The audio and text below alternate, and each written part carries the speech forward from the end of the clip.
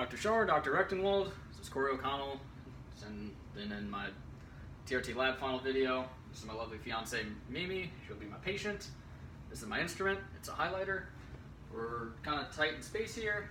My table's headpiece broke off last week, so we're kind of making do with what we got.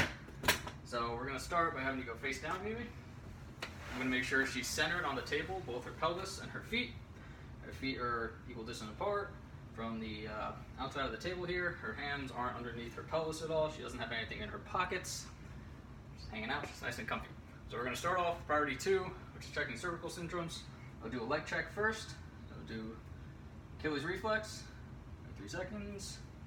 Check leg length. Since it's closer to the camera, we're going to utilize the left leg as the short leg.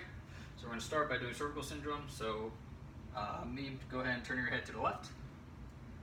Good, and to the right. Good, all right, and you go back center. Say her legs were to balance when she turned her head to the long leg side, which in this case is the right side. That would be positive for priority 2 cervical syndrome. So we're going to start with a C1 posterior rotation on the left. So I would come over, I would pressure test right off the occipital ridge on the posterior arch, the left posterior arch of the of C1. Check the legs. If they were to balance, I would then come back. I would check torque, both clockwise and counterclockwise.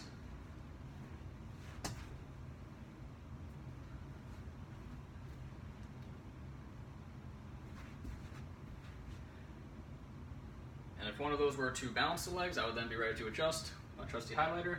I would come and contact the left posterior arch of C1, and in a P to A lateral to medial fashion, I would adjust, come check the legs, see if they remain balanced. Say they did not, I would then move on to C5 posterior rotation. So again, a pressure test on the left side, the left lamino-pedicle junction of C5. Check the legs.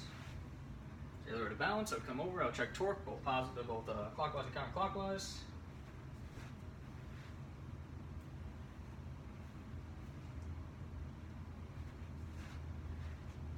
Again, say one of those were to balance it, I would again use my instrument, contacting the left lamino-pedicle junction of C5, and a P to A, I to S, lateral to medial line of drive, just C5, and check for balance legs again. If during the cervical syndrome test, her legs balance when she turned her head to the short leg side, in which case this would be the left leg side, that would be positive for a wrong end test and indicates a lateral C1. So I would pressure test off the TP of lateral C1. Good.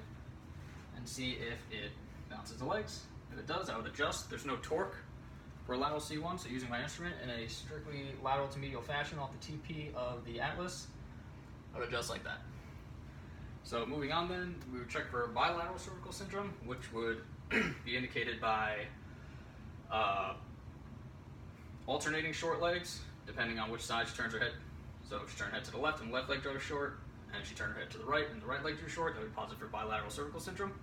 So we'd start by pressure testing a PI occiput, just right on the EOP, P to A, I to S. Check the legs.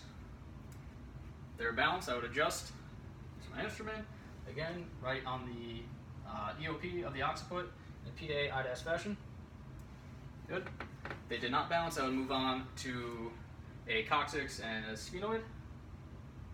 We'll start with the coccyx, in which case I would perform a knife edge pressure test. Check the feet. If they balanced, I would adjust the coccyx in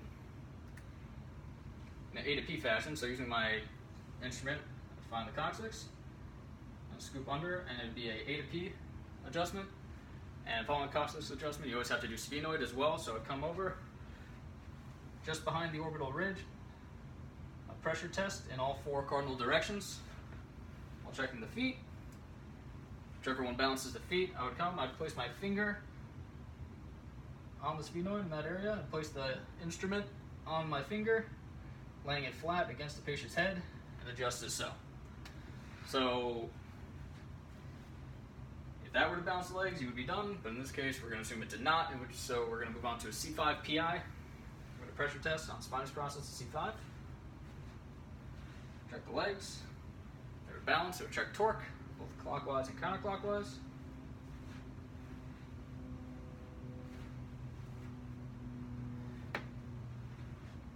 Whichever one bounces the legs, again I would adjust in P to A, I to S fashion off the spinous process C5. If C5 did not balance the legs, we go to a C1 PI.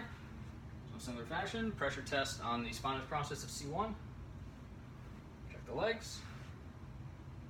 If they bounce, we would check torque, both clockwise and counterclockwise.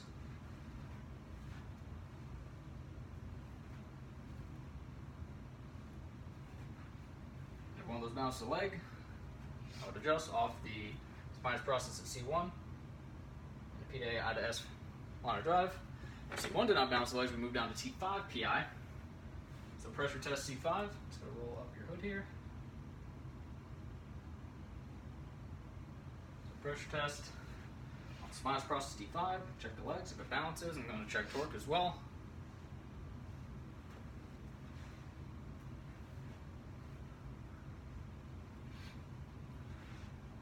Whichever one is positive will be the adjustment. And with my instrument again, off the spinous process of T5 in a P to A, I to S manner, perform the adjustment. And if T5 was not primary subluxation, we move on to lateral C1. So I would pressure test off the TP of C1 and check. And now lateral C1 in this case does have torque, so I would check torque.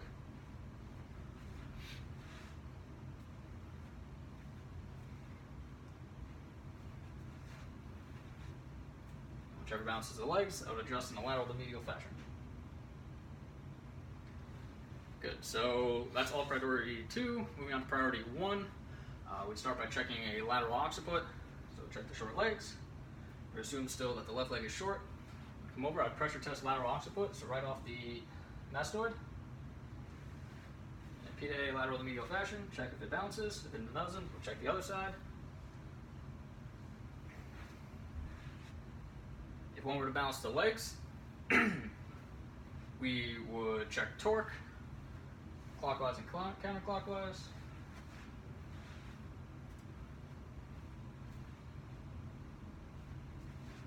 And whichever bounces the legs would be the adjustment. So I'd place the instrument for a lateral occiput on the mastoid process here, and P to A, I to S, lateral to medial on a drive, perform the adjustment. If the lateral occiput is not the primary subluxation, we'd go to a lateral sacrum. So I would pressure test by using the knife edge of my hand on the sacral ala on a 45-degree angle. Check the feet. Knife edge, 45 degrees. Check the feet again.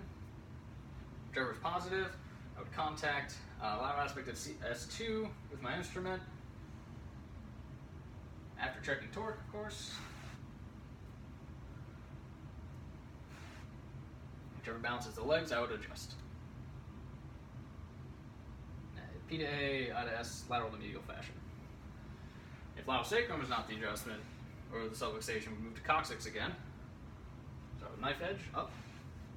Check the feet. There's no torque associated with it, so if I were to bounce the legs, I would just adjust the coccyx in A to P fashion. A to P, I to S, and then do the associated sphenoid adjustment with it. On my finger, lay against the head. Check the cardinal directions, see if they bounce the feet. So priority 3, which is the Deerfield maneuver and has no torque associated with it, I would check the legs. See a short leg, which we're going to say is the left leg in this aspect. I'd bring the legs up to 90 degrees, and I'm looking for the short leg to become long, which would indicate a positive Deerfield. So we're going to assume the left leg, which is short, drew long when we flexed. To test these, I would start with AI sacral base. So I'm testing the sacral tuberous ligament. Maybe I'm going to be touching the bone you sit on. Is that okay? Sure. I'm going to pressure test the sacral tuberous ligament in a I to S, A to P fashion. Check the legs. See if they're balanced. If they are, I'm going to adjust the AI sacrum by contacting